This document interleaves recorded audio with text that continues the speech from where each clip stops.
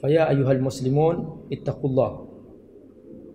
Fa inna Allah subhanahu wa ta'ala awsana bittaqwa faqala ya ayyuhalladzina amanu ittaqullaha haqqa tuqatih wa la tamutunna illa wa antum muslimun. Hadirin sidang Jumat rahimakumullah.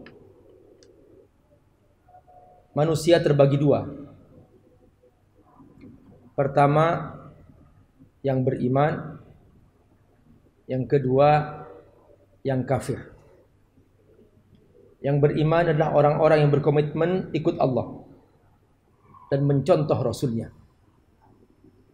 Yang kafir adalah orang-orang yang berjuang tidak mau ikut Allah, tidak mau mencontoh Rasulullah, hidup sesuka-suka dia. Apa yang dia mau menguntungkan dia kerjakan. Setiap hari disconnect dari Allah. Apapun yang dia kerjakan tidak ada hubungannya sama sekali dengan Allah. Sebaliknya, orang yang beriman selalu bersama Allah, memuji Allah, mendekatkan dirinya kepada Allah, senang mendekat kepada Allah, senang berzikir, senang sholat, senang membaca Quran, senang ibadah. Itu ciri orang yang beriman.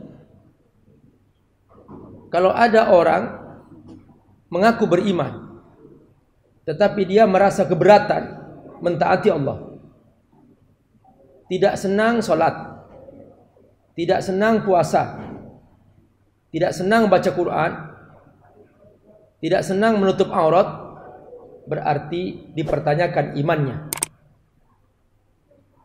Karena itu Allah Subhanahu wa ta'ala di pembukaan surah Al-Baqarah memastikan bahwa perkembangan manusia sepanjang sejarah berdasarkan keyakinan yang mereka miliki ada tiga. Yang pertama, orang yang jelas patuh kepada Allah, yaitu muttaqun, hudan lil muttaqin. Yang kedua, orang yang jelas tidak mau ikut Allah, sikapnya menunjukkan tidak mau ikut Allah. Innal ladzina kafaru, mereka kafir. Yang ketiga, orang yang pura-pura ikut Allah, zahirnya seperti orang Islam, tetapi hatinya membenci Allah, membenci orang Islam, membenci ulama, memusuhi Allah. Nah, ini yang Allah sebut dengan istilah munafiqun. Allah jelaskan fi qulubihim maradun fazadahumullahu marada. Di hati mereka ada penyakit, tetapi karena dosa-dosa mereka setiap hari yang mereka tambah terus, maka bertambah penyakitnya. Fazadahumullahu marada. Saudara-saudara, kita pastikan bahwa diri kita beriman. Kalau sudah kita siap membuktikan diri bahwa kita beriman, di sini kita termasuk orang-orang yang diundang oleh Allah. Setiap kali menjelang masuk Ramadan ada undangan Allah. Ya ayyuhalladzina amanu kutiba alaikumussyiyam. Perhatikan, ini undangan Allah. Karena Allah punya acara setiap tahun. Langsung Allah yang mengelola acara ini. Allah yang membuat undangannya. Yang Allah undang hanya mereka yang punya iman. Ya ayyuhalladzina amanu. Allah tidak butuh mereka yang punya iman. Yang Allah banggakan, yang Allah muliakan, yang Allah tinggikan, mereka adalah orang-orang yang beriman. Makanya Allah ajak mereka, ya ayyuhalladzina amanu. Ketika seseorang jujur bahwa dia beriman kepada Allah Subhanahu wa taala, maka dia punya kewajiban. Dan dia akan merasa senang untuk melakukan perintah puasa. Karenanya Allah Subhanahu wa taala berfirman, kutiba alaikumusiyam. Kata kutiba menunjukkan ditetapkan, dipastikan bahwa orang yang beriman identik dengan kewajiban berpuasa. Kutiba alaikumusiyam. Dan ini berlaku bukan hanya untuk manusia akhir zaman, kata Allah. Ini berlaku untuk semua manusia sepanjang sejarah manusia. Sejak zaman Nabi Adam, mereka punya juga ritual puasa. Kama kutiba alal ladzina min qablikum. Orang sebelum kamu juga wajib berpuasa, kata Allah. Artinya, bagi manusia yang punya iman, di antara ciri khas dirinya, dia pasti berpuasa. Dan dia senang berpuasa. Karena dia tahu bahwa di antara ciri kemanusiaan, bahwa dia mampu mengendalikan nafsu. Inilah yang membedakan antara binatang dengan manusia. Kalau binatang suka-suka dia, kapan saja dia makan, dia makan. Karenanya tidak ada syariat untuk binatang berpuasa. Tapi manusia dengan akalnya dia tahu kapan dia mengendalikan nafsu. Bahwa ibadah mengendalikan nafsu adalah salah satu rukun Islam. Saking pentingnya ini. Jadi, saudaraku Allah, rukun Islam ini indah sekali. Ada namanya ibadah komitmen kehambaan. Setiap hari kita pastikan kita selalu connect to Allah, terhubung dengan Allah setiap hari minimal 5 kali. Subuh, zuhur, asar, maghrib, isya. Komitmen on time. Jangan dilambat-lambatkan dan jangan diawalkan sampai sebelum waktunya. Harus on time.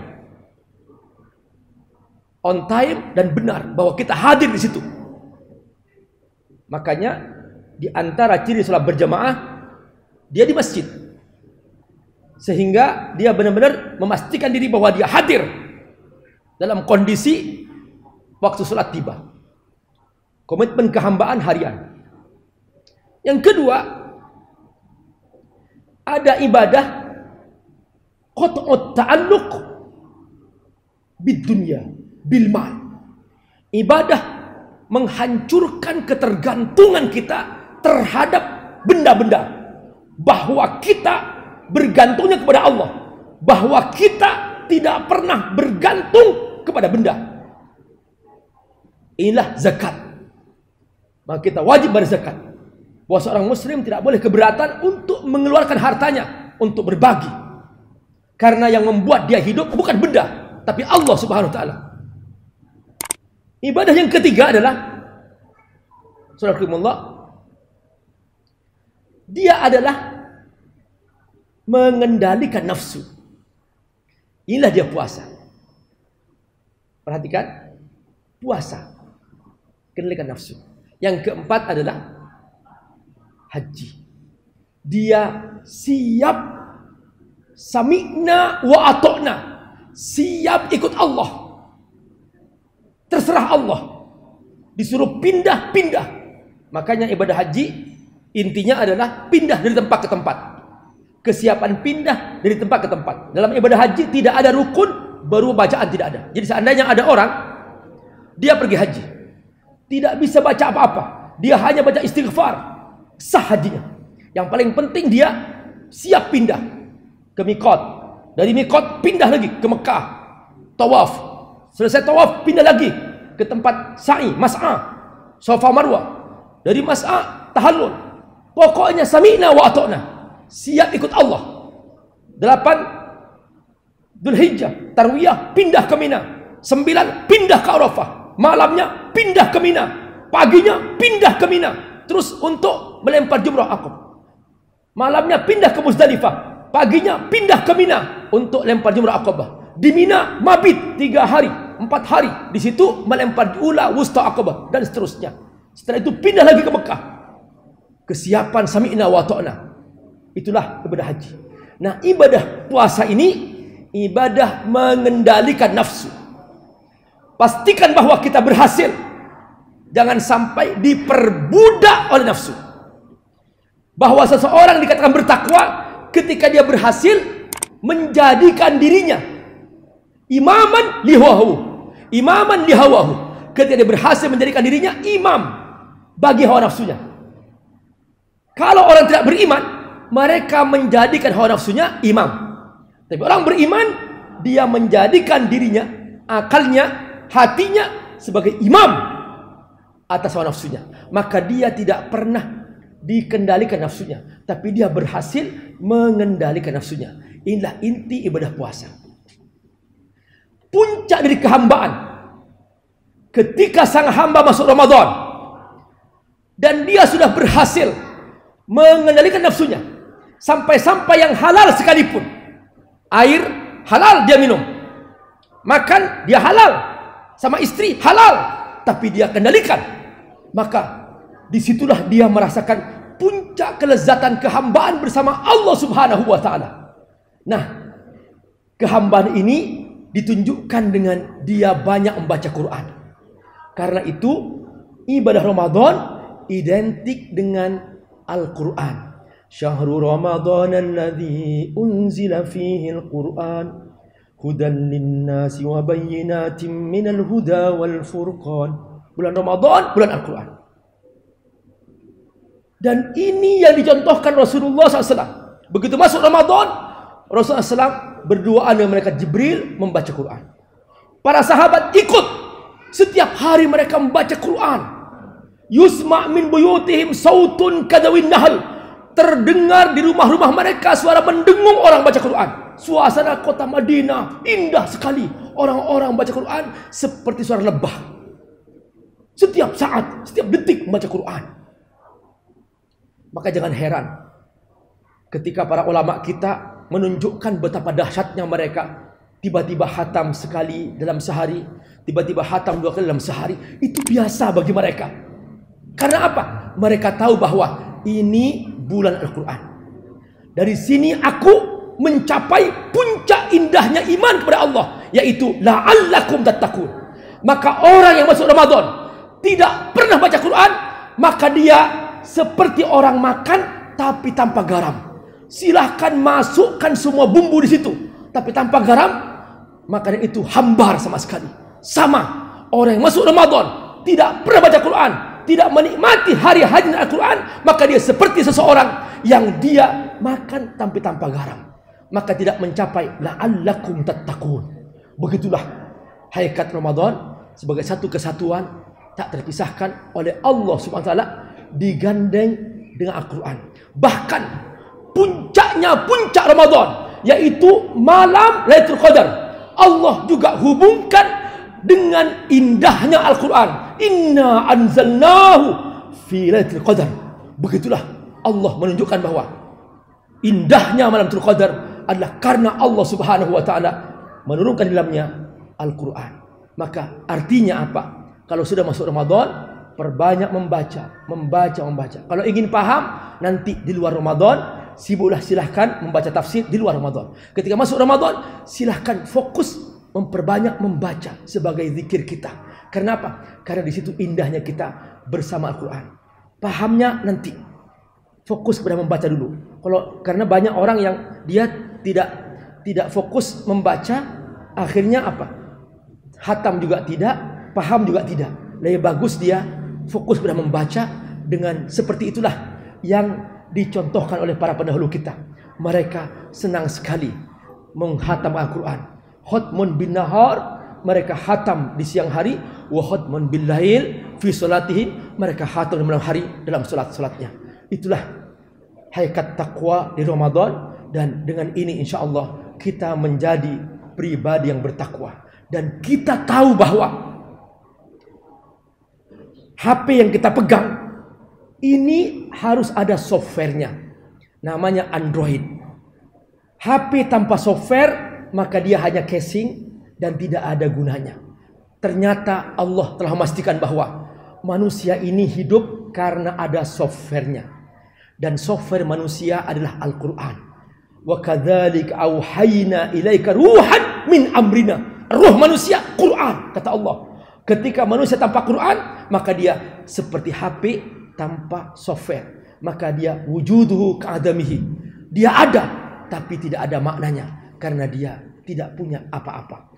Orang yang punya segalanya, punya rumah mewah, mobil mewah, uang banyak, tapi tanpa Quran, maka dia sama seperti nol, tidak punya apa-apa. Mungkin ada orang yang tidak punya apa-apa, tidak punya rumah, dia ngontrak, tidak punya kendaraan, tidak punya segalanya, tapi dia punya Quran, maka dia punya segalanya. Bermakna hidupnya manusia bukan di fasilitas, tapi bermakna tidaknya manusia ketika dia bersama Al-Quran. Barakallahu li wa lakum fil Qur'anil azim wa nafa'ani wa iyyakum bima fihi minal ayati wadh-dhikril hakim. Aqulu qawli hadha fastaghfiruh innahu huwal ghafurur rahim.